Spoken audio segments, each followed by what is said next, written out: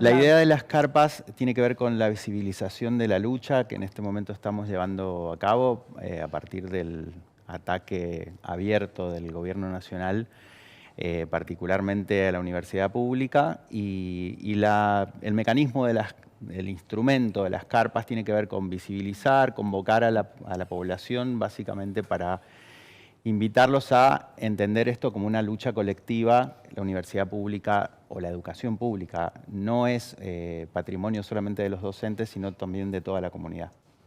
Es interesante esto que planteás, y en ese contexto, ¿cómo ves la situación? Desde la recepción, por ejemplo, del resto de la sociedad, desde cómo se lleva la lucha puertas adentro, podríamos decir, en las universidades.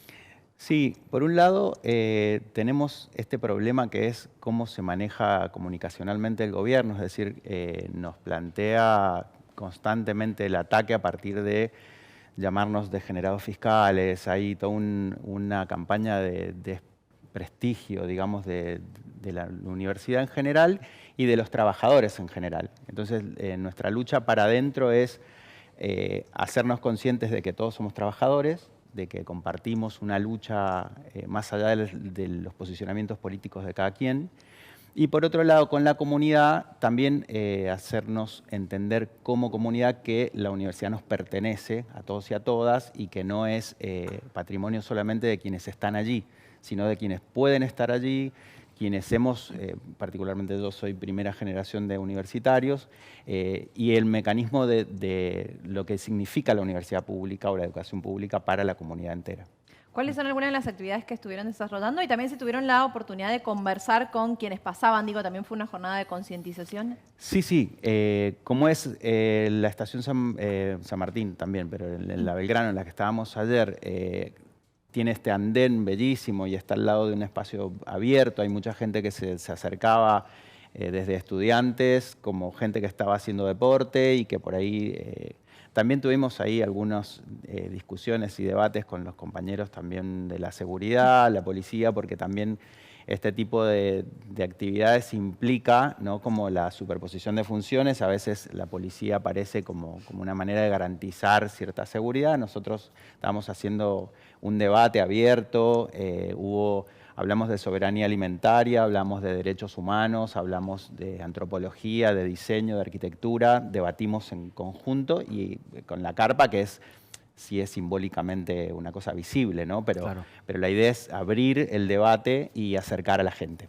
Bien, de cara a lo que va a ser la próxima marcha federal universitaria, ¿cuáles son las acciones que se han programado hasta ese momento? ¿Hay algo en claro? Sí, en principio está la marcha del 12 de mayo, que es una marcha federal. Y bueno, en ese sentido lo que venimos haciendo son estas actividades en donde tenemos debates tanto en las escuelas secundarias, hace poco estuvimos en la Escuela Industrial y en el Central Universitario, este tipo de acciones que se dieron ayer en la Estación Belgrano y hay otras acciones que se vienen desarrollando en el mismo tenor, pero centralmente sí estamos enfocándonos en la marcha del 12 de mayo, básicamente para que se cumpla la ley que está vigente y que en este momento el gobierno está eligiendo no cumplir, digamos. También habían salido con cierta información y cierta placa, digo, que es lo que pasa a los trabajadores universitarios en general, que, bueno, se sigue bajando el sueldo, la inflación de marzo 3,4 y el aumento unilateral fue de 1,7. Sí, también estamos reclamando eso. No hay paritarias desde que asumió este gobierno. Para quien no conoce la lógica, la paritaria es el espacio en donde el trabajador, los representantes de los trabajadores y los empleadores debaten sobre cuestiones salariales y convenio en general. No existe esa paritaria desde que asumió este gobierno. Y por otro lado está esto, que es el recorte del sueldo de los trabajadores no se da tal cual. Digo, no es que alguien viene y dice, bueno, sobre tu recibo de sueldo vamos a recortar. Simplemente lo que se hace es liberar las tarifas y no subirte el sueldo. Esta es una manera de recortarlo. Además ya ni siquiera equipara la inflación. Digo, si tenemos una inflación de 3,4 y aumenta 3,4, no aumentes la mitad pero para además, abajo. ni siquiera el mecanismo para medir la inflación ya está, se ha puesto en evidencia, es decir, no aparecen los celulares, por ejemplo, en el mecanismo en cómo se mide la inflación, pero particularmente esto no va acompañando hay una discusión sobre el modelo de país, que es, hay un modelo de país que toma como variable de ajuste el salario de los trabajadores y las jubilaciones, esto es muy evidente, y hay otro modelo de país en donde la inflación que igual tenemos va por debajo de los aumentos salariales. Eso es muy claro, digamos. Bien.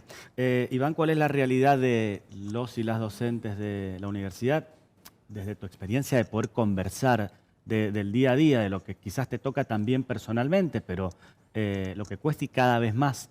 Y bueno, en muchos casos con hasta la posibilidad de pensar o efectivamente dejar de trabajar en la universidad. Sí, nos está pasando tanto con docentes como con estudiantes. La comunidad entera está atravesada por esta situación de crisis y por ser nosotros y nosotras, digo, docentes y también estudiantes, ser la variable de ajuste. Es decir, yo doy clases en primer año, por ejemplo, en arquitectura, en la Facultad de Arquitectura, Urbanismo y Diseño, y discutimos con nuestros estudiantes sobre estas situaciones de paro, porque es un espacio también en donde se tiene que debatir estas cosas, y no sé, el 80% de nuestros docentes está por debajo de la línea de pobreza, es decir, tenemos ayudantes de cátedra, JTP simple, que están cobrando 300.000, 400.000 pesos. La mayoría de los docentes universitarios están debajo del $1.000.000 y esto no es una realidad de un grupo reducido.